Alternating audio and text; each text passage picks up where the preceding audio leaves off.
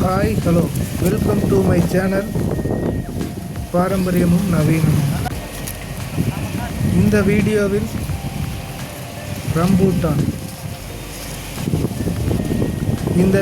Rambutan மரங்கள் எப்படி வளர்க்கலாம், பராமரிக்கலாம் மற்றும் அறுவடை செய்யலாம் என்பதை பற்றி முழுமையாக விரிவாக்கப்படுகிறது.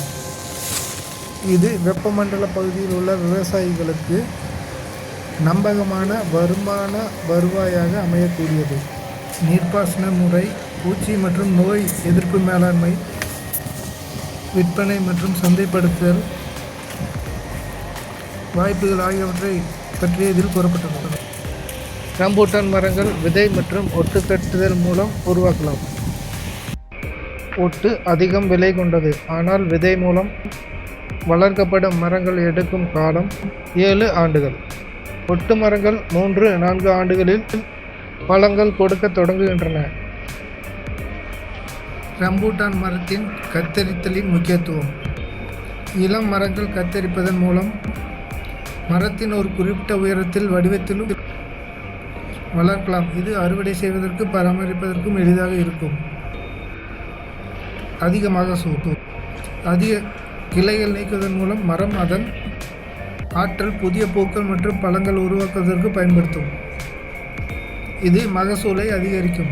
பூச்சி மற்றும் நோய் கட்டுப்பாடு. அடர்ந்த கிளைகளை நீக்குவதன் மூலம் மரத்திற்குள் சூரிய ஒளி மற்றும் காற்று நன்கு பாயும். இது புஞ்சை நோய்கள் மற்றும் பூச்சிகளின் தாக்குதலை குறைக்கும். சுகாதார பராமரிப்பு.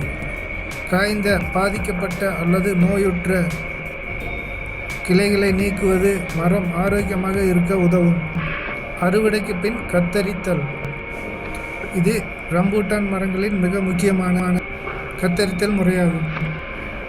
அறுவடை முடிந்த பிறகு பழங்கள் காய்ந்த கிளைகளின் நுனிகளை 30 சென்டிமீட்டர் முதல் 50 சென்டிமீட்டர் வரை கத்தரித்து விட வேண்டும். இது புதிய தளிர்கள் மற்றும் பூக்கள் உருவாக தூண்டும்.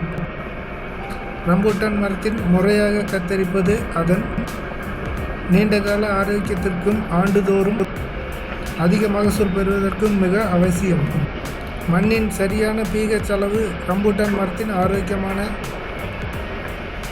வளர்ச்சிக்கும் அதிக மகசூல் பெறுவதற்கும் மிகவும் அத்தியாவசியமானது. அறுவடை. ரம்பூட்டான் பழங்களை அறுவடை செய்வது ஒரு முக்கியமான செயல். சரியான நேரத்தில் அறுவடை செய்தால் மட்டுமே பழங்கள் சுவையும் தரமும் சிறப்பாக இருக்கும். ரம்பூட்டான் பழங்கள் மரத்திலிருந்து பறிக்கப்பட்ட பிறகு பழுக்காது. பூக்கள் பூத்த பிறகு சுமார் 12 முதல் 16 வாரங்களில் பழங்கள் அறுவடைக்கு தயாராகிவிடும். இந்தியாவில் ரம்பூட்டான் பழங்கள் பொதுவாக ஜூலை முதல் அக்டோபர் வரையிலான மாதங்களில் அறுவடைக்கு தயாராகின்றன. இந்த வீடியோ பிடிச்சிருந்தால் லைக் பண்ணுங்கள், சப்ஸ்கிரைப் பண்ணாத சப்ஸ்கிரைப் பண்ணுங்கள். நன்றி.